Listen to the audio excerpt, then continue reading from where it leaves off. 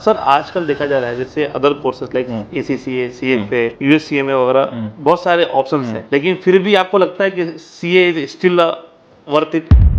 देखो सीए तो बेस्ट है ही है, उसका तो कोई तोड़ ही नहीं है। ICI के जो हमारे प्रेसिडेंट हैं सर, वो कहते हैं कि 2040 तक हमें 40 लाख CA चाहिए, जो उनका विजन है।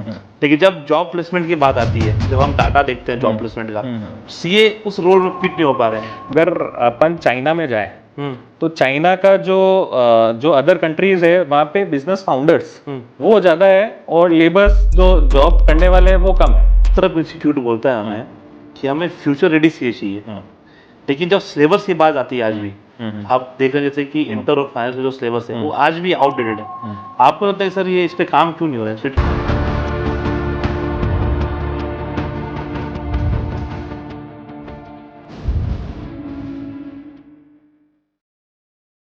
यहाँ एक जाने माने हस्ती CA इंडस्ट्री में जिन्होंने मोर देन 20,000 स्टूडेंट्स को गाइडेंस दी है और उनको CA एग्ज़ाम पास करने में हेल्प किया है। इतना ही नहीं, उन्होंने जो भी ये मेंटरशिप वो देते हैं, जो भी आप वो बच्चों को हेल्प करते हैं, वो फ्री ऑफ कॉस्ट में करते हैं। और उनके बारे में आप आज जानोगे। तो स्वागत करते हैं हमारे चैनल पे सर CA मयंक कड़रिया सर का। सर आपका स्वागत है हमारे शो पे, टॉक विद लेजेंड्स पे। आप जो हेल्प करते हैं बच्चों की या जो भी चीज़ आप करते हैं, आप उस चीज़ के लिए जाने जाते हैं यूट्यूब पे, आपके लिंक्डइन पे और आप इंस्टाग्राम पे बहुत ये हैं। सर आपसे रिगार्डिंग कुछ क्वेश्चन है हमारे और कुछ सवाल है बच्चों के जो हम लेके हाजिर हुए हैं। आपकी इजाज़त तो फिर चालू किया जाए। बिल्कुल बिल्कुल शुरू करो। ठीक है सर, पहला जो हमारा फेज़ है वो आपके CA जर्नी के बारे में रहेगा कि आपके CA की जर्नी कैसी थी और आपने क्या कैसे किया। मेरी जो सीए की जर्नी थी वैसे तो पहले मेरा कुछ डिसाइडेड नहीं था। जैसे आज के अगर अपन बच्चों को देखते हैं तो उनको 8th से मतलब 5th से उनके पेरेंट्स डिसाइड कर लेते हैं कि भाई मेरे बच्चों को तो सीए बनाना है। और मेरा ये था कि भाई 10th तक भी मेरे को आइडिया नहीं था आगे क्या करना है। कॉमर्स तो वहीं पे जो टाउन था तो वहाँ पे कॉमर्स का ही मेन बैकग्राउंड था, तो कॉमर्स की स्कूल थी। मैं 11th में लेके आ गया था साइंस मैथ्स की बुक्स जी, मेरे को करना था साइंस मैथ्स, मतलब एक इंजीनियरिंग या रिसर्च का हो गया। तो वो बुक्स लेके आ गया और अब घर पे डिसाइड हो गया कि नहीं यहाँ पे तो है ही नहीं, एनवायरनमेंट ही नहीं है वैसा, भाई टाउन है, सरकारी स्कूल थी। तो कॉमर्स से डिसाइड हुआ फाइनल, और कॉमर्स के अंदर सीए है जो सबसे बेस्ट है। तो इस टाइप से मेरी सीए की जर्नी शुरू हुई थी। मेरा जो बड़ा भाई था वो ऑलरेडी सीए कर रहा था जी, तो उसके पीछे पीछे एक इजी हो जाता है जब घर पे कोई बड़ा होता है, वो जो जिस रास्ते पे चल रहा है तो अपना एक चलो भाई फॉलोअप हो गया भाई उसी रास्ते पे आगे चलना है। तो इस टाइप से मेरी सीए की जर्नी शुरू हुई। Okay okay. सर कभी ऐसा आपको फील हुआ है कि मैं सीए छोड़ दूं? कभी ऐसा आपको अपने पॉइंट हुआ ऑफ ना लगा? सीए का एक्चुअल में पल पल ये फील होता था। अब जैसे फाउंडेशन है तो फाउंडेशन में भी मेरे को अटेम्प्ट लगा था। वो रीज़न ये था क्लासेस मेरी प्रॉपर नहीं थी, मतलब जैसे बैक बेंचर जो बच्चे होते हैं जो पीछे बैठते हैं, क्लास बंक करते हैं, मूवी जाते हैं, तो अपना कुछ वैसा ही था जी, पढ़ाई वाला वैसा माहौल था नहीं जी। तो ठीक है, फाउंडेशन निकला, उसके बाद में इंटर भी निकल गया था और सीए फाइनल। तो एक दो मोड आए थे जिस टाइम में अपन को अटेम्प्ट लगता है, बिल्कुल अटेम्प्ट लगे थे। और उसके बाद में मेरे को लगा था कि यार नहीं, मतलब अपना बेस्ट दिया उस टाइम में। बेस्ट देने के बाद में मैंने जब सर्टिफाइड कॉपीज मंगवाई थी ICI की जी, तो उस टाइम इसका सब्जेक्ट हुआ करता था सीए फाइनल में। ओके, अब अपन वर्ड टू वर्ड उसमें सेम टू सेम लिख रहे हैं जी, लेकिन जो एग्जामिनर है अब पता नहीं उसका मूड अच्छा नहीं था, तो जो 5 मार्क का क्वेश्चन है उसके अंदर 1 मार्क आ रहा है। ओके, और वापस ऐसे ही पूरा का पूरा कॉपी के अंदर वर्ड टू वर्ड लिखना बात भी बिल्कुल बिल्कुल ओके। अब वर्ड टू वर्ड हो रहा है और उसमें भी जो एग्जामिनर है उसका जो मार्क आ रहा है वो 1 मार्क आ रहा है, 2 मार्क आ रहा है। तो ये सिचुएशन है जो ICI के क्लॉज में भी लिखी हुई है, अपन उसमें केस नहीं कर सकते एक्चुअल में। मैंने तो ये सोच लिया था कि चलो यार इसको अपन आवाज उठाएंगे, कुछ करेंगे, लेकिन जब ICI के क्लॉजेस देखे तो ICI को पावर है, वो जो चाहे नंबर दे सकता है, रिजल्ट कम रख सकता है, ज़्यादा रख सकता है, अपन उसमें कुछ नहीं कर सकता है। ओके, तो वो सब चीज़ें होने के बाद में उस टाइम में थॉट आया था कि यार इतना सब कुछ दे दिया, इसके बाद तो अब अपनी कैपेसिटी नहीं है कि भाई इससे ज़्यादा अपन दे सकें जी। तो उस टाइम में थॉट आया था नहीं देना है। और नहीं देने के बाद में जब वापस देने की एनर्जी आई थी तो उसमें भी किसी का मोटिवेशन था, जो भाई था मेरा, उसने यही बोला कि यार चल तो आज सीए छोड़ देगा, कुछ और कर लेगा, कोई दिक्कत नहीं है। लेकिन 5 साल बाद में जब 10 साल बाद में तेरे दोस्त मिलेंगे, वो तेरे को पूछेंगे यार और सीए के अंदर क्या कर रहा है, अभी कौन सा डिपार्टमेंट में क्या है, तो तू क्या जवाब देगा उनको जी। तो वापस वहीं से ही मोटिवेशन हुआ भाई चलो अब वापस अपन को नेक्स्ट स्टेप आगे बढ़ना है और बढ़े ऐसे। ओके सर, जैसे कि आर्टिकलशिप अपनी होती है, तो आपने आर्टिकलशिप कहाँ सीखी थी? आपके टाइम पे भी बिग फोर्स के जैसे क्रेज था जैसे अभी है ऐसा कुछ? देखो यार, ऐसा मेरे को कोई क्रेज नहीं था कि भाई आर्टिकलशिप कहाँ से करनी है। मेरा ये विजन क्लियर था कि भाई कहीं से भी करो, काम अपन कर लेंगे। ओके। मुंबई जाने का था, भाई मुंबई जाना है, वहाँ पे कुछ करेंगे। वैसे ही जो भाई है वो ऑलरेडी हर जगह पे हर स्टेप पे आगे था, तो मेरे को कहीं दिक्कत नहीं आई कि भाई चलो रास्ता बन रहा है।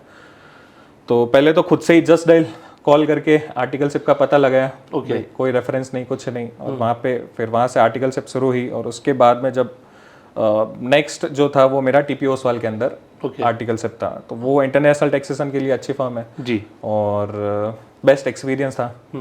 आर्टिकलशिप करने के बाद में अपन को एक ये चीज़ पता चलती है कि भाई सी की वर्थ क्या होती है। ओके।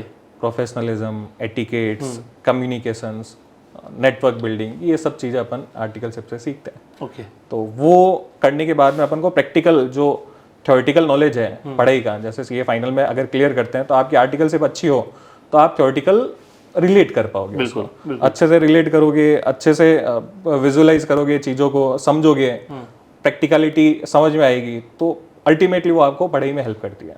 ओके। सर, आपने आर्टिकलशिप में सबसे बेस्ट थिंग क्या सीखी? आपको क्या लगता है कि ये मैंने एक बेस्ट थिंग सीखी है आर्टिकलशिप में? आर्टिकलशिप में सबसे बेस्ट जो चीज़ है वो है डिसिप्लिन। ओके। आप में एक प्रोफेशनलिज्म आता है, एक डिसिप्लिन का एटीट्यूड आता है।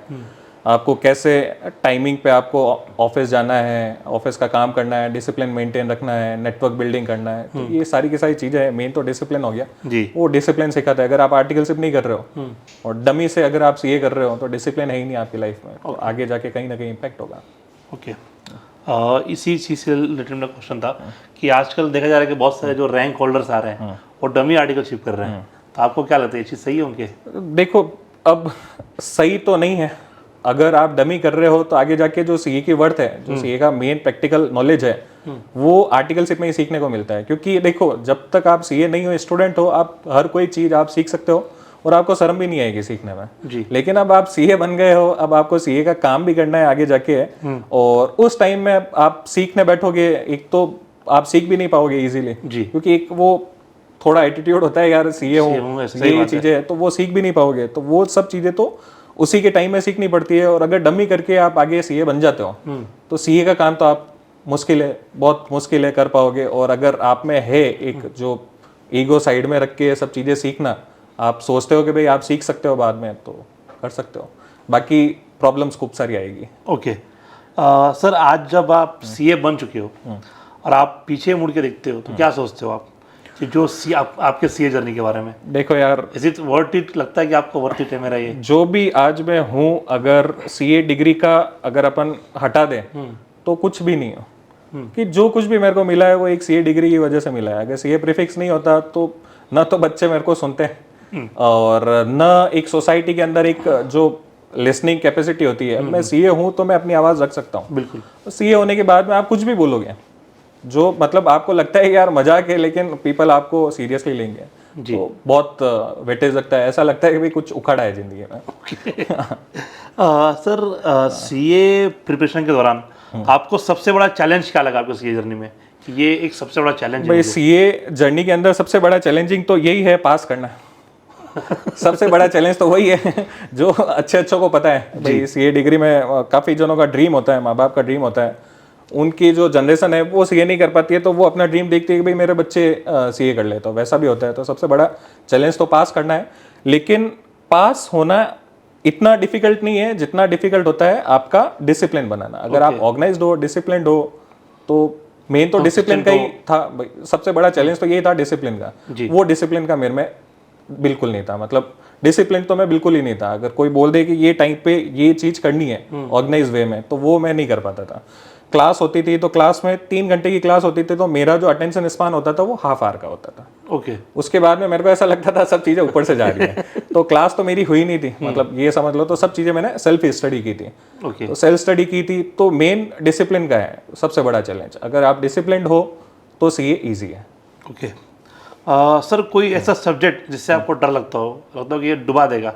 आज बहुत सारे बच्चों लोग का फियर से ऑडिट और टैक्सेशन को लेके ऑडिट से तो मेरे को कभी डर नहीं लगा था। ऑडिट में तो क्या होता था, 5-10 पेजेस थे वो मैंने बना रखे थे, जैसे ऑडिटिंग के क्लॉज हो गए, स्टैंडर्ड्स हो गए, कारों के क्लॉजेज हो गए, और टैक्स ऑडिट के भी क्लॉजेज होते थे 41, तो वो भी सारे रख लिए थे मैंने, और कोड ऑफ एथिक्स होती थी। तो ये कुछ पेजेस मैंने समराइज कर लिए थे कि भाई ये तो अपन ने कर लिए तो 50 नंबर तो कहीं जाने नहीं है, ओके, तो वो तो आ ही जाते थे। और बाकी कॉपी भर के आओ, अच्छे से लिख के आओ, क्लॉज वगैरह लिख के आओ अच्छे से, तो कॉपी मंगवाता था तो मेरे नंबर जिन जिन में पूरे में से पूरे आ रहे थे, तो एक कॉन्फिडेंस हो गया था कि ये सब्जेक्ट तो अपन को नहीं डुबाएगा। ओके, मेन सब्जेक्ट था जो ICAI ने हटा दिया, अच्छा, इसका सब्जेक्ट हुआ करता था, उसमें मेरे को लगता था यार इसमें इतना बेस्ट दे दिया है मैंने, ये सब चीजें लिख दी है, लेकिन उसको क्या चाहिए वो मेरे को समझ में नहीं आ रहा था, ओके, और वो हट गया। ओके।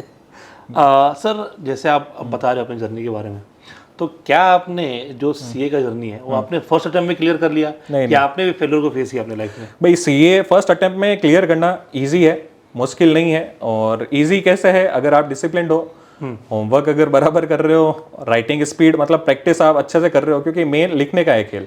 अगर अभी CA का देखे तो CA फाइनल में जो सब्जेक्ट हुआ करते थे डिफिकल्ट, जिनमें फेल हुआ करते थे, वो तो सब्जेक्ट हट गए पूरे, ठीक है। और अब DT IDT बचा है प्रैक्टिकल, 50-50 कोई भी लिख के आ सकता है आराम से, ठीक है। और IBS सब्जेक्ट है तो वो ओपन बुक वाला है, अगर आपने अच्छे से इंडेक्स भी पढ़ी है, सब्जेक्ट का बेसिक नॉलेज है, तो आप उसमें भी नंबर ला सकते हो। तो ग्रुप 2 तो ये समझ लो कि जो जिसका अटका हुआ है वो निकाल लेगा जी, ठीक है।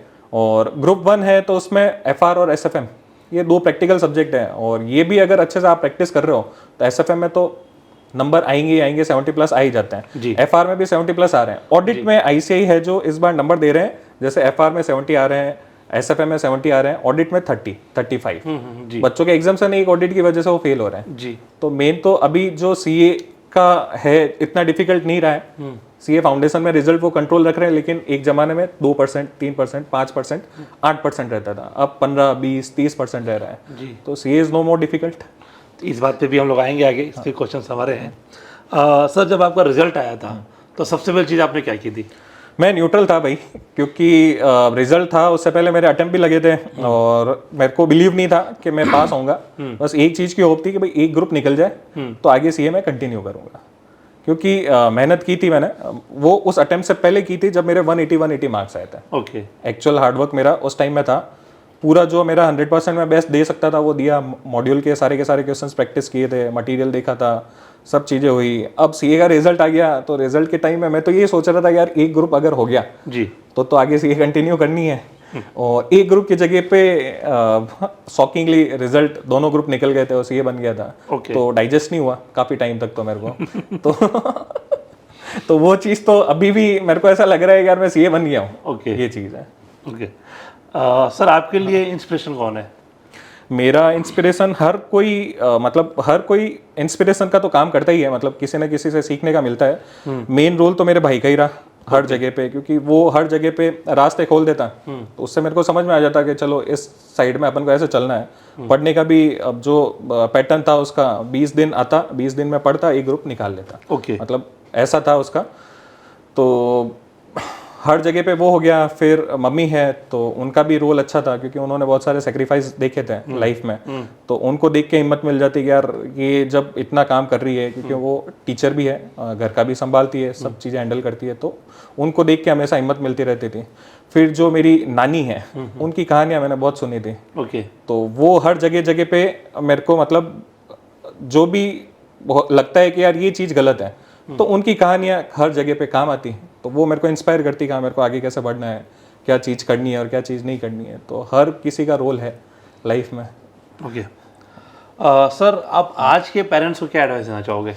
भाई पेरेंट्स को तो मैं यही एडवाइस दूंगा, बच्चों को प्रेशराइज नहीं करना है, यार बच्चा निकल नहीं रहा है, ये हो रहा है, अब आगे उसका फ्यूचर क्या होगा। ऐसे पेरेंट्स के मेरे पास में खूब सारे कॉल आते हैं जी, वो बहुत ज़्यादा वरी करते हैं यार कैसे होगा क्या होगा। तो इसमें क्या है, अगर पेरेंट्स इस टाइप से टेंशन लेने लग गए हैं तो बच्चे और ज़्यादा प्रेशराइज हो जाते हैं। बिल्कुल बिल्कुल सही बात। काफ़ी बच्चे हैं, मतलब एक काफ़ी पेरेंट्स है, even they are qualified CA and they are expecting like they cleared in first attempt, then they are expecting that even at their time 2% result was there and they cleared in first attempt. So there is an expectation with the child that he will clear it and he will secure a rank and then he is getting an attempts.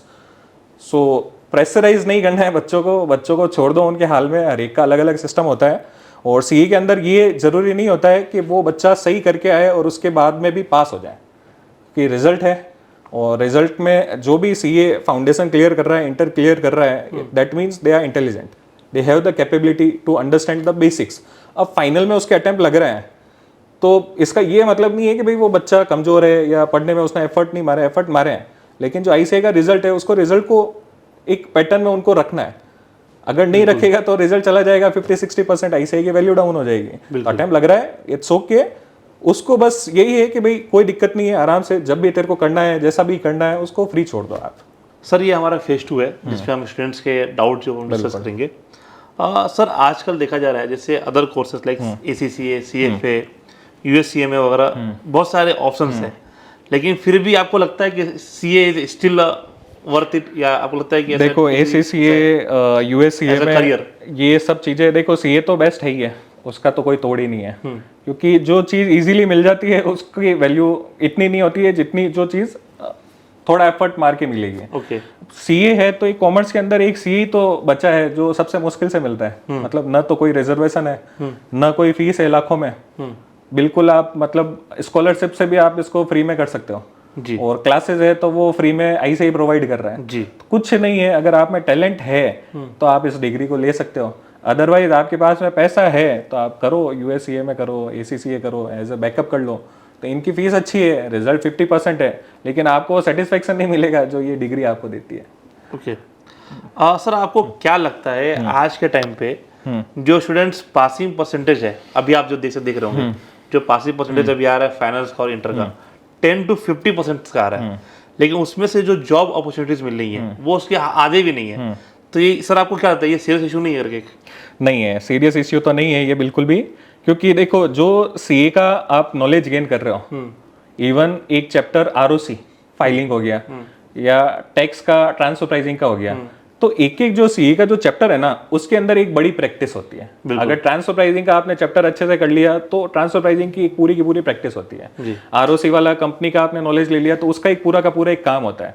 तो अगर वो knowledge आपने अच्छे से gain किया है, accounting जो as a accountant जो होते हैं वो लाखों रुपए कमा लेते हैं महीने के, 2-3 लाख रुपए तो अकाउंटेंट कमा लेता है खाली टैली से। बिल्कुल अच्छी जो उनकी भी कमी है, उनके भी मतलब अगर आप लेने जाओ तो वो भी आपको इजीली नहीं मिलेंगे।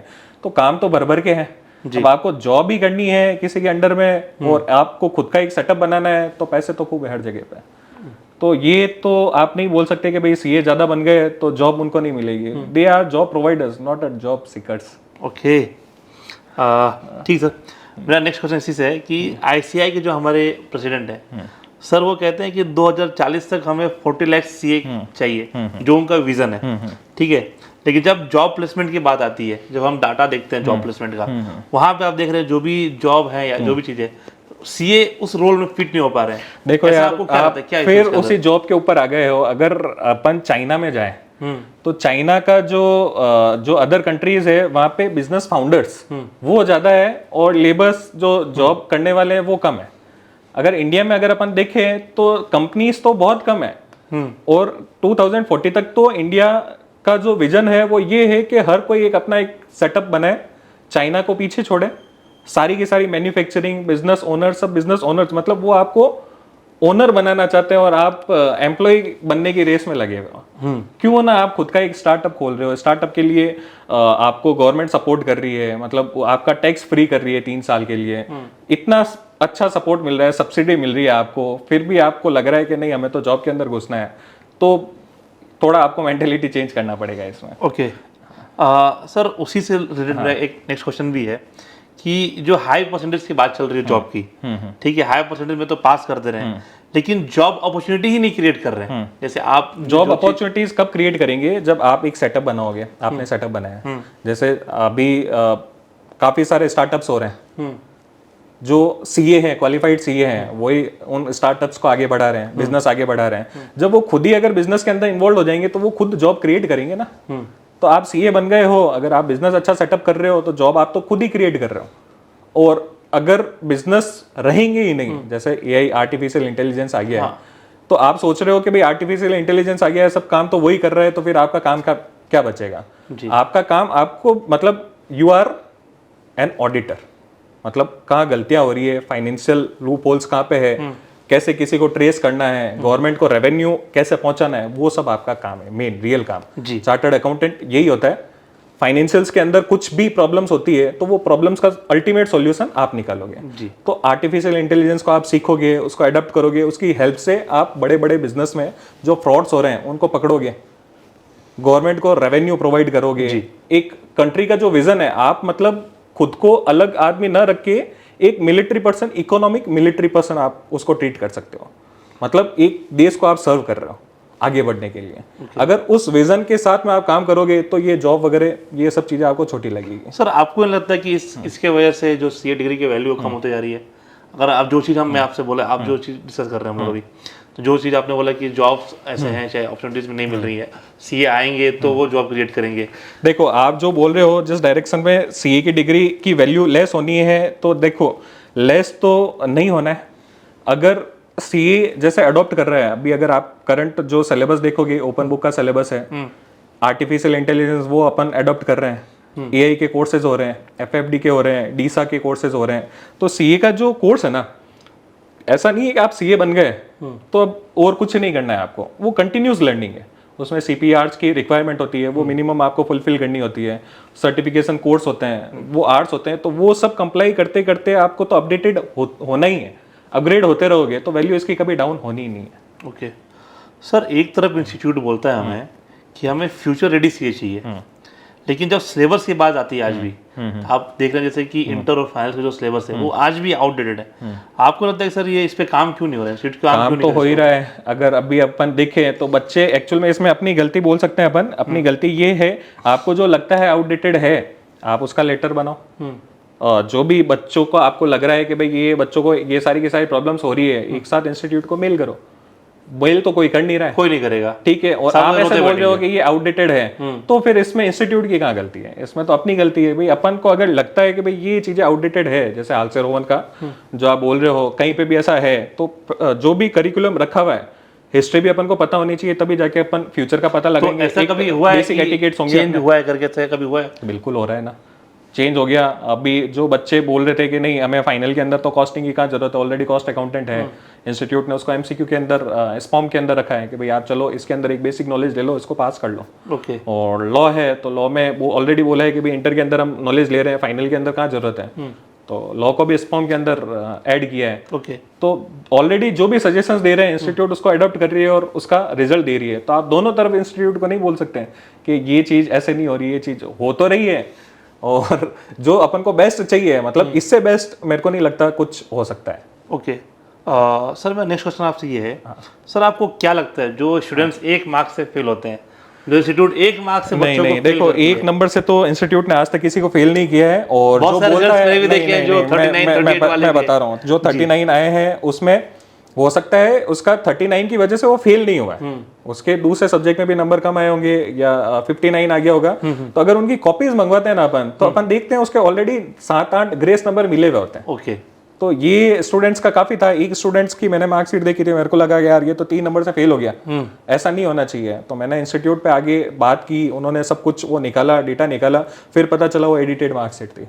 ओके। तो 2-3 नंबर से तो किसी को फेल नहीं हो सकता, 4-5 नंबर से तो इवन ये जेन्युइन है, लगता है कि भाई हो गया। लेकिन ग्रेस मार्किंग इंस्टीट्यूट चाहती है, और इंस्टीट्यूट का मैंने नोट किया, इंस्टीट्यूट चाहती है बच्चे पास हो, लेकिन बच्चे वो रिजल्ट नहीं दे रहे, वो आउटपुट नहीं दे रहे। लेकिन इंस्टीट्यूट की जो मार्किंग है वो डिफिकल्ट है, अगर आप छोटी छोटी गलतियां करते हो तो उसके ऊपर नंबर आपके जाएंगे। ओके सर, बट आप अदर जो कोर्सेज लाइक सीए वगैरह हैं या सीएफए वगैरह हैं, उसमें आप देखेंगे कि जो अगर सपोज 3 सब्जेक्ट है हमारे, 3 सब्जेक्ट में 2 सब्जेक्ट में उसने अच्छे नंबर्स लाए, मतलब 50-50 भी लेके आया है, और एक सब्जेक्ट में उसने 39 मार्क्स से 38 मार्क्स लाया है, तो वापस से उसको 3 सब्जेक्ट देना पड़ता है। ये चीज अपने इंस्टीट्यूट के अंदर है, तो क्या इसको हम लोग चेंज नहीं कर सकते हैं क्या? कि अगर सजेस्ट करें हम लोग चेंज कर तो सकते हैं, लेकिन फिर आप वही बोलोगे 50% रिजल्ट रहेगा। बच्चे तो आराम से जो जिनका चेंज हो गया वो नहीं देंगे, एक ही सब्जेक्ट उनको देना है तो नेक्स्ट अटेम्प्ट में खूब सारे निकाल लेंगे, तो रिजल्ट उस टाइम में फिर 40% जाएगा। फिर आप बोलोगे एक साथ इतने सारे स्टूडेंट निकल गए, अब जॉब नहीं मिल रही है, तो दोनों तरफ आप इंस्टीट्यूट को कैसे ब्लेम करोगे? ओके। ओके। तो जो सिस्टम चल रहा है बहुत सोच समझ के चला हुआ है और अच्छा है। अब लगेगा इन फ्यूचर के भाई ये प्रॉब्लम क्रिएट कर रही है तो चेंज करेगी इंस्टीट्यूट। सर आपको क्या लगता है आज के टाइम पे सीए डिग्री इनफ है या उसके साथ और कोई भी उनको कोर्स करना देखो चाहिए? सीए डिग्री भी इनफ नहीं है आज के टाइम में मतलब ऐसा है कि अगर आपके पास सीए डिग्री नहीं है लेकिन स्किल्स है, जैसे आर्टिफिशियल इंटेलिजेंस हो गया, ये एडिटिंग वाला हो गया, या कम्युनिकेशन स्किल्स हो गया, then you can survive and you can like do very well. Okay. तो अभी जैसे जो चाय वाला या इस टाइप से भी अपन देख रहे हैं, तो उनके पास में कोई डिग्री नहीं है, लेकिन कहीं ना कहीं उन्होंने कुछ ना कुछ ऐसा कंसिस्टेंसी किया है जिसमें डिग्री मैटर नहीं करती है, लेकिन उनका हुनर, उनका स्किल, टैलेंट है, तो उससे वो सब कुछ कर रहे हैं। सीए डिग्री इसलिए जरूरी है कि आप कहीं पे भी कुछ भी करोगे, जो भी आपका ड्रीम है, अगर उसमें आप नीचे गिर जाते हो तो संभालने के लिए कुछ तो आपके पास में होगा, तो वो सीए डिग्री है। तो उसके साथ और कोई डिग्री लेनी चाहिए उनको, या फिर आप जो स्किल्स वाली बातें कर रहे देखो सीए डिग्री लेते लेते काफी जनों की तो एज निकल जाती है। हो? जी। ठीक है, जो फर्स्ट अटेम्प्ट में सीए निकलते हैं वो यूपीएससी के लिए ट्राई करते हैं, एमबीए के लिए ट्राई करते हैं, तो वो तो है। जिनको अटेम्प्ट लग गए काफी सारे, तो उनकी एज हो गई, तो उनके पास में इतनी एनर्जी नहीं बचती कि वो और भी कुछ डिग्री ले पाए। तो वो अगर सीए डिग्री भी उनके लिए मिल गई तो उनके लिए सब कुछ है। 70 साल की उम्र में भी अगर आदमी सीए कर रहा है तो सीए की डिग्री में कुछ तो है। बिल्कुल, अभी एक रिसेंट न्यूज़ देखा हम लोगों ने। वही चीज है। सर आज आप क्या सजेस्ट करोगे स्टूडेंट्स को आर्टिकलशिप को लेके? बहुत सारे बच्चे बस बिग फोर का ही समझ रहे हैं, मुझे बिग फोर में देखो जाना है, आर्टिकलशिप Big Four जाना में है। ये होता है कि अगर आर्टिकलशिप में आपको सिखाने वाला कोई नहीं मिलेगा, जैसे काफी बच्चों की प्रॉब्लम होती है कि प्रिंसिपल है जो काफी रूड है, उनको छुट्टी नहीं दे रहे हैं, या फिर ये प्रॉब्लम्स आ रही है और अब लीव चाहिए लेकिन वो लीव मिल नहीं रही है, काम सिखा नहीं रहे हैं। तो आर्टिकलशिप आपको एक प्लेटफॉर्म देता है, जो भी आपने पढ़ाई की है उसको आप वहाँ पे अप्लाई कर सकते हो, उनका काम आगे बढ़ा सकते हो। अगर आप में टैलेंट है, अगर आप में काम करने की इच्छा है, तो आप किसी भी फर्म में ज्वाइन करोगे जी। तो आपकी इच्छा और टैलेंट देख के वो खुद सीए अपना काम बढ़ा देगा। बिल्कुल। क्योंकि सीए के पास में काम की कमी नहीं होती है। अब आपको चाहिए कि यार एक मैं ऐसे सीए के पास में जाऊं बिग फोर में जहाँ पे खूब सारा काम हो, अगर आप काम करने लायक हो और किसी भी सीए के पास चले गए, उसने आपके अंदर का टैलेंट देख लिया, तो वो काम लेना शुरू कर देगा। बिल्कुल। सर उनको कोई स्किल्स सीखनी चाहिए इस वक्त जो आर्टिकलशिप में हेल्प करे? अगर आर्टिफिशियल इंटेलिजेंस वो अगर अच्छे से आप सीखते हो, प्रॉम्प्ट देना, चैट जीपीटी का भी पेड वर्जन देख लो, और एक्सेल, ये दो अगर आपने अच्छे से सीख लिया तो आपको और कुछ सीखने की जरूरत ही नहीं है, सब कुछ ये आपको सिखा देंगे। सर मैं नेक्स्ट क्वेश्चन आपसे ये है कि जो स्टूडेंट्स हैं जो बार बार फेल हो रहे हैं, उनको आप क्या एडवाइस देना चाहोगे? उनको सीए को छोड़ देना चाहिए? देखो फेल हो रहे हो आप सीए के अंदर, तो फेल होने का मेन रीजन है दुखी होना। अगर दुखी हो आप तो फेल हो गए आप, क्योंकि एक तो बर्डन लेके आप पढ़ रहे हो, यार मेरे को इन बुक से छुटकारा पाना है, मेरे घर वाले क्या सोच रहे हैं, सोसाइटी क्या सोच रही है, अब मैं सीए नहीं निकला तो मेरा क्या होगा। तो ये जो दुखी वाला माइंड है, और इससे अगर आप पढ़ रहे हो तो नहीं पढ़ पाओगे यार। कोई भी अगर आप गेम देख लो, अगर आप स्पोर्ट्स में आपको आगे बढ़ना है, जल्दी से सीखना है, तो वहाँ पे आपकी एनर्जी अलग होती है। बिल्कुल। There is a happy feeling, बिल्कुल मजा आता है आपको खेलने का, वो सब करने में मजा चीजें, आता है। तो वो गेम में आप एक्सपर्ट होते हो। जी। तो वही सीए का कोर्स है। सीए के कोर्स को भी अगर गेम लेके आप समझोगे कि यार ये चीज ऐसे हो रही है, ये चैप्टर क्यों बना है, आगे जाके क्या काम आने वाला है, ये क्लाइंट्स के लिए क्या क्या चीजें हैं जो प्रैक्टिकलिटी इस चैप्टर से मैं लर्न करने वाला हूँ, विजुलाइज करो क्यों चैप्टर बना है, किसने बनाया होगा, क्या सोच के बनाया होगा, डिस्कस करो अपने फ्रेंड्स के साथ में, यार ये चैप्टर मैं कर रहा हूँ, इस चैप्टर में ये चीज़ें होनी चाहिए। तो इससे थोड़ा आपका क्यूरियोसिटी बढ़ेगा, और हार्डवर्क करने की जरूरत नहीं है आपको, हार्डवर्क नहीं करना है आपको जॉय के साथ में काम करना है। एक जॉय फीलिंग होगी तो आपको हार्डवर्क फील ही नहीं होगा। मजा आएगा कोई काम करने का, तो 10-10 घंटे भी आप काम करोगे तो आपको हार्डवर्क का फील नहीं आएगा, एनर्जी बढ़ेगी। तो खुश हो, अच्छे से अपना ऑर्गेनाइज रहो, बी ऑर्गेनाइज, और एक पैटर्न बनाओ आपको कि एक टारगेट ले लो। काफ़ी बच्चे क्या करते हैं, सारे सब्जेक्ट एक दिन में पढ़ लेते हैं, भाई ये भी सब्जेक्ट पढ़ लिया, 4-4 सब्जेक्ट एक दिन में पढ़ लिए। तो अब एक एक सब्जेक्ट को आप चेंज करोगे, रोटेट करोगे, तो एक फ्लो नहीं बना पाओगे आप। और जब एग्जाम आपके चलते हैं तो एग्जाम के टाइम में एक ही सब्जेक्ट आपको पूरे दिन में पढ़ना होता है, तो वो स्पीड आप बना नहीं पाओगे, क्योंकि 4-4 सब्जेक्ट आप एक साथ पढ़ रहे हो जी। और अब एक सब्जेक्ट आपको उस एक दिन के अंदर आपको रिवाइज करना है 1.5 डे के अंदर जी। तो वो प्रैक्टिस तो आपकी बनी हुई नहीं है, तो उसी टाइम आप 100% रिवाइज नहीं कर पाओगे। बिल्कुल। तो वो स्पीड नहीं बनेगी, तो एग्जाम में जाके वो आउटपुट हो जाएगा, वो आपका 60% में से आप उसको परफॉर्म करने वाले होंगे, तो फेल तो आप वहीं पे ही हो रहे हो। ओके। तो एक ही सब्जेक्ट का टारगेट लो, टारगेट बना लो, भाई ये सब्जेक्ट मेरे को 10 दिन में खत्म करना है।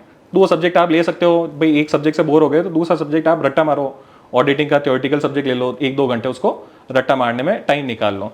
बाकी अच्छे से एक सब्जेक्ट को पढ़ो, टारगेट बनाओ, 10 दिन के अंदर खत्म करो, फिर नेक्स्ट रिवीजन का टारगेट बनाओ, 3-4 दिन के अंदर उसको वापस खत्म करो। Okay. फिर आपकी स्पीड ऐसी बन जाएगी कि आप एक सब्जेक्ट को एक दिन में एफर्टलेसली खत्म कर दोगे। बिल्कुल। और एक लिखने की प्रैक्टिस, बच्चे क्या करते हैं, आंसर है, आंसर को देखेंगे और फिर क्वेश्चन को रीड करेंगे कि भाई ये आंसर कैसा है। फेल होने का सबसे बड़ा रीजन, सबसे बड़ा रीजन जो है, क्योंकि उनको जल्दी जल्दी कोर्स खत्म करना है। अब वो आंसर देख रहे हैं, अब उनको लगता है कि नहीं मेरे को ये समझ में आ गया, मैं एग्जाम में कर लूंगा। सर मेरा नेक्स्ट क्वेश्चन आपसे ये है कि जो स्टूडेंट्स बार बार फेल हो रहे हैं सीए जर्नी में, तो क्या उनको सीए कोर्स छोड़ देना चाहिए? देखो, सबसे पहले तो जो बार बार अटेम्प्ट दे रहे हैं तो एक्चुअल में तो वो सीए कोर्स नहीं छोड़ना चाहते हैं, उनको सीए करना है, इसलिए वो बार बार एफर्ट डाल रहे हैं। अब आपका ये क्वेश्चन है कि भाई कितनी बार वो अटेम्प्ट दे रहे हैं, उसके बाद में उनको सीए छोड़ देना चाहिए। तो एक्चुअल में सीए ऐसा नहीं है कि जो टैलेंटेड बच्चे हैं वही सीए कर सकते हैं। इवन ऐसा students like they got 46% in 12th and they got 47th, like 45 in 12th and 47th rank in CA exams. Like your next podcaster, he is the example where he scored 45% in 12th and he secured a rank in CA final. So CA can be done, like anybody can do CA. ये talent से कोई लेना देना नहीं है, आप बस एक एफर्ट मारो, राइटिंग स्किल्स पे काम करो, अच्छे से अपनी जैसे सर्टिफाइड कॉपीज मंगाओ और देखो कहाँ कहाँ पे आपके मार्क्स कम आ रहे हैं। जो वीक एरियाज है उनको टारगेट करो, इंप्रूव करो और दुखी रह के मत पढ़ो, बर्डन लेके मत पढ़ो। हैप्पी फील होना चाहिए, क्यूरियोसिटी होनी चाहिए, एक एक्साइटमेंट होना चाहिए कि आप क्या पढ़ रहे हो, वो क्या चीज़ आपको काम आने वाली है। सेल्फ क्वेश्चंस होने चाहिए, उसके बाद में आप पढ़ो तो you can clear C exams very easily. Okay sir, मेरा नेक्स्ट सवाल आपसे ये है कि आप इतने सारे बच्चों को मेंटरशिप देते हैं, उनको आप सलाह देते हैं, बताते हैं, कोई ऐसा स्टूडेंट जिसका आप स्टोरी सुन के आप इमोशनल हो गए या आपको लगा कि भाई इससे तो क्या ही बुरा हो सकता है अभी? देखो यार, ऐसे ऐसे स्टूडेंट्स हैं जिनका मतलब शादी हो गई है, बच्चे हैं, फैमिली से प्रेशर आ रहा है कि भाई अब सीए तुम्हारे बस का नहीं है, लेकिन फैमिली के अगेंस्ट में जाके वो सीए कर रहे हैं। तो ऐसे भी बच्चे हैं जो हाउसवाइफ है, फैमिली का सपोर्ट नहीं है, लेकिन उनको सीए का एक जुनून है, भाई सीए निकालना है। तो प्रेशर तो खूब सारे हैं, काफ़ी बच्चे हैं जिनके पेरेंट्स नहीं हैं लेकिन वो सीए कर रहे हैं, माँ बाप नहीं है, वही अर्न करने वाले हैं और उनकी भी फाइनेंशियल प्रॉब्लम नहीं है कि भाई वो सीए की फ़ीस बढ़ सके। तो ऐसे भी बच्चे हैं, तो स्ट्रगल तो खूब सारी है, प्रॉब्लम्स खूब सारी है बच्चों की। और स्टोरीज ऐसी ऐसी है कि अगर अपन सीए की देखेंगे तो अपन को रोना आ जाएगा। तो कोई एक स्टोरी बता तो दीजिए। एक स्टोरी ऐसी थी, कोई उनके जैसे पेरेंट्स नहीं है और उनको सीए करनी है और सीए की फीस भरने वाला भी कोई नहीं है, लेकिन उनका रिजल्ट अच्छा है, सीपीटी के अंदर उन्होंने अच्छे मार्क्स लेके आए। सीए इंटर के अंदर अब जब आगे बढ़ना है तो फैमिली वाले है ही नहीं जी, तो कैसे वो सीए करेंगे, तो उनकी भी अपन ने सपोर्ट किया।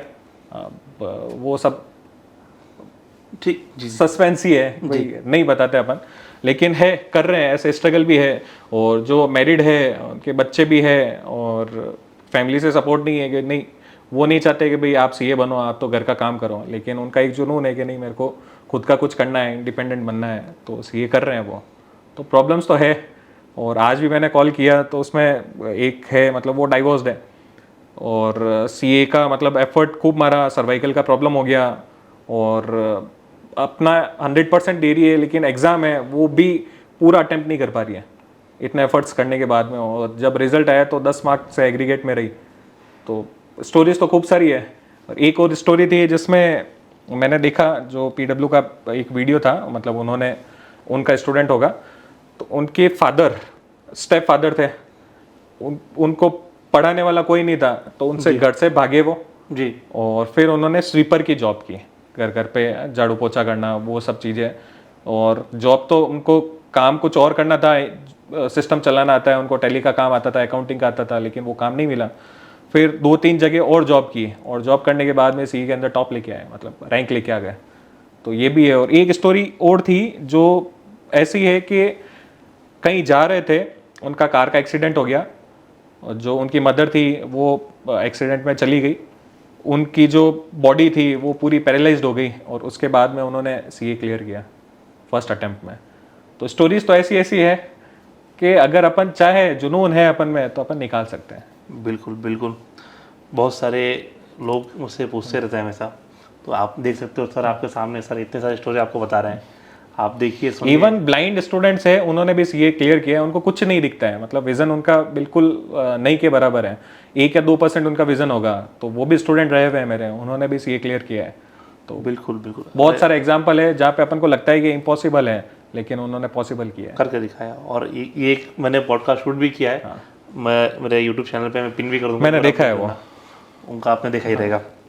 ठीक है सर, मैं नेक्स्ट क्वेश्चन आपसे ये है कि जो आप मेंटरशिप देते हो, जब बच्चों को सिखाते हो, तो आपको क्या लगता है कि क्या एक मेजर ऐसा मिस्टेक स्टूडेंट कर रहा है जो बार बार फेल हो रहा है? देखो मेन तो स्टूडेंट का जो फेल होने का मेन रीज़न यही होता है, वो पढ़ाई को बर्डन की तरह ट्रीट करता है। उनको लगता है कि उनके मम्मी पापा के लिए वो पढ़ रहे हैं, उनको लग रहा है कि यार घर में बहुत सारी प्रॉब्लम है इसलिए आप सीए बन रहे हो, उनको ऐसा लग रहा है कि नहीं यार ये ही चीज़ है जो उनको अपनी प्रॉब्लम से बाहर निकाल सकती है।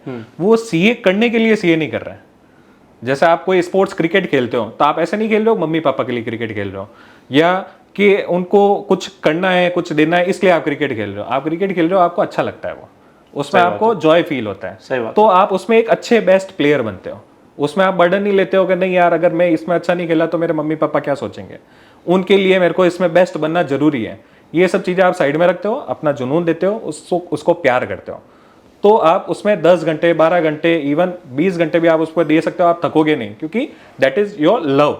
तो सेम वे आप सीए कोर्स को भी एज अ लव ट्रीट करो, तो फिर आप उसमें 10 घंटे 20 घंटे दे पाओगे और उसको एक एक चीज को आप समझोगे, गहराई के अंदर उतरोगे। तो जो रैंकर होते हैं वो उसको बर्डन की तरह नहीं पढ़ते हैं, वो खुश रह के पढ़ते हैं, हैप्पी एक फील होता है उसमें, और हर एक चीज में एक क्यूरियोसिटी होती है उनमें, ये सीख रहे हैं ये चीज क्यों बनी है, उसकी तह तक जाते हैं।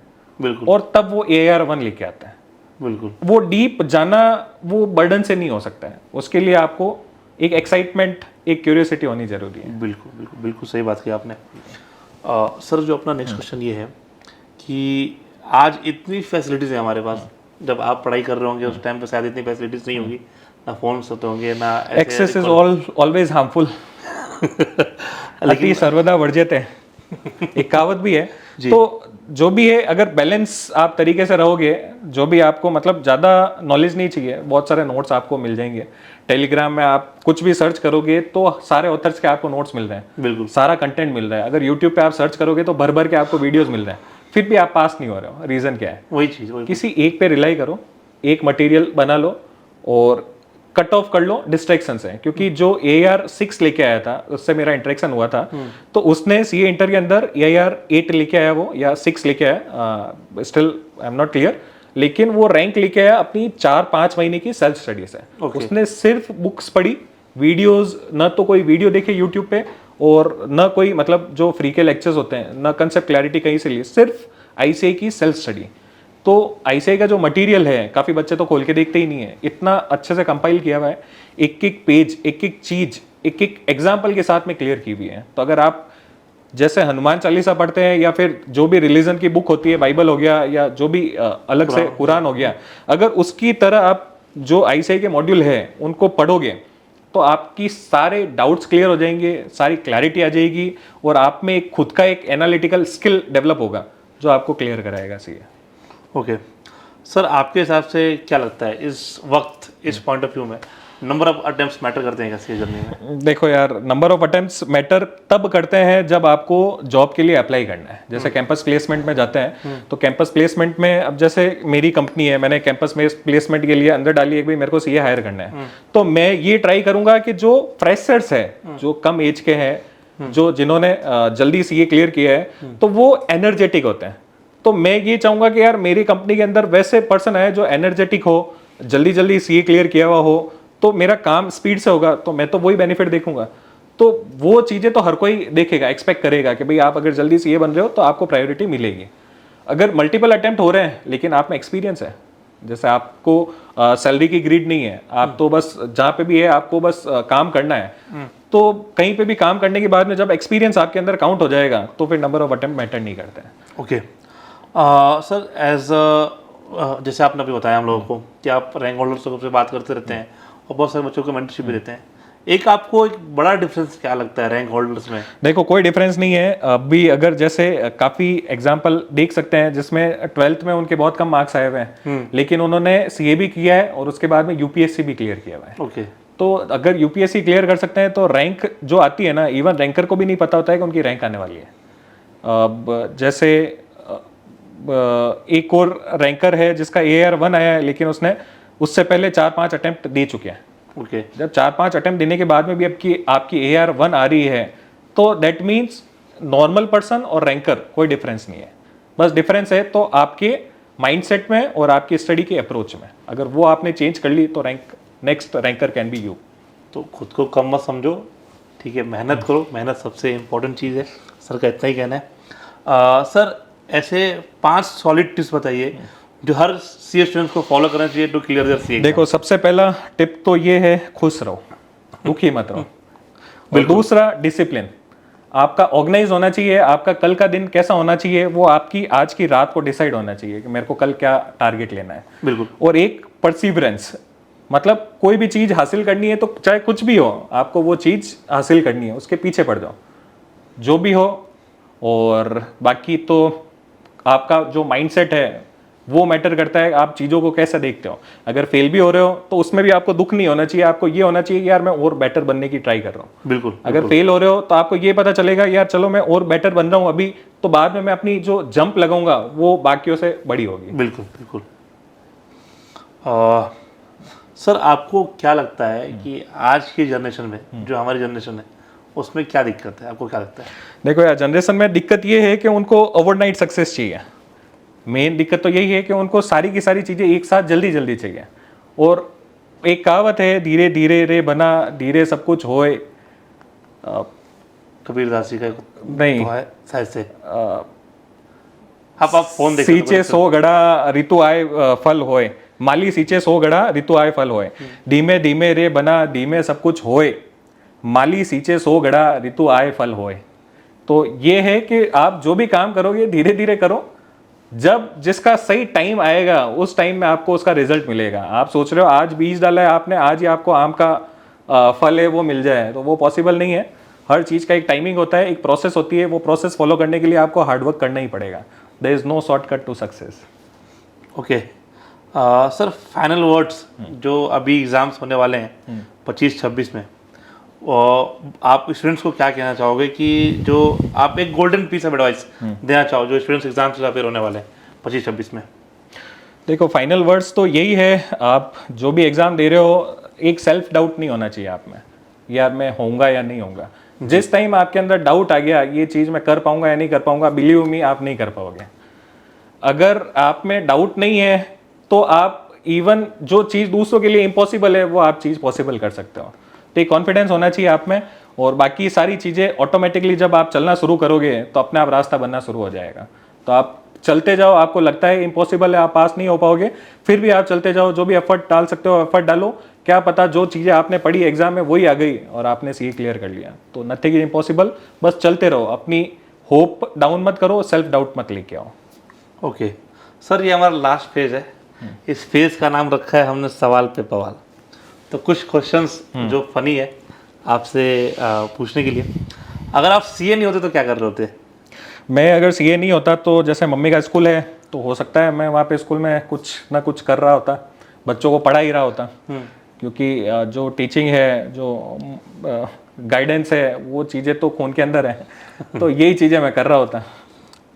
कभी ऐसा आपको हार्ट ब्रेक हुआ जिसके बाद आपने बोला कि अब तो सीए करना ही है बॉस? देखो यार, हार्ट ब्रेक तो ऐसा है कि जो दोस्त है वो दोस्त जब आगे निकल जाते हैं, सीए बन जाते हैं, और फिर एक अपन में एक थोड़ा गैप आ जाता है कि जो दोस्ती पहले हुआ करती थी वो तो थोड़ी दोस्ती अब चेंज हो गई है। बिल्कुल बिल्कुल। तो एक दोस्त ने मेरे को ये बोला था कि यार अब मैं पहले जैसा नहीं रहा, मतलब हो सकता है उसकी कंडीशन अच्छी नहीं हो, मेरे पास में बाइक होती थी, कहीं पे भी उसको ड्रॉप करना या छोड़ना करना वो सब चीज़ें होती थी, तो उसका सपोर्ट रहता था हर जगह पे, वो सपोर्ट लेता। और उस टाइम में क्या हुआ था, कोई शादी के टाइम में कोई फोटो का कुछ क्लिक का कुछ वैसा हो गया था जिसमें मतलब अब पता नहीं था भाई मेरी फोटो अच्छी आ गई होगी और उसकी फोटो अच्छी नहीं आई होगी, उसको बुरा लग गया वो कि यार अब मैं पहले जैसा नहीं रहा। वो सीए था उस टाइम में, वो एक चीज़ मेरे को थोड़ा हार्ट ब्रेक वाला लगा था उस टाइम में। ओके। तो वैसे भी कुछ होता है, तो ऐसी चीज़ें होती है कि भाई जब अपने फ्रेंड्स है सीए के अंदर वो नॉर्मल है, वो आगे निकल जाएंगे, अपन थोड़ा पीछे रहेंगे, तो एक फील आता है कि यार सब चीज़ें सब अपन से आगे निकल गए, अपन यहाँ पे है। तो फिर मोटिवेट करने वाले जो दूसरे दोस्त हैं वो बोलते हैं कि यार अपन उनसे आगे जंप लगाएंगे। बिल्कुल बिल्कुल। क्यों? तो वो वैसा सोच रहा है कि भाई सब आगे निकल गए और वैसा ही हो रहा है। तो सर नेक्स्ट क्वेश्चन मेरा आपसे ये है कि आपने अभी तक सबसे एक्सपेंसिव चीज़ क्या बाई की है?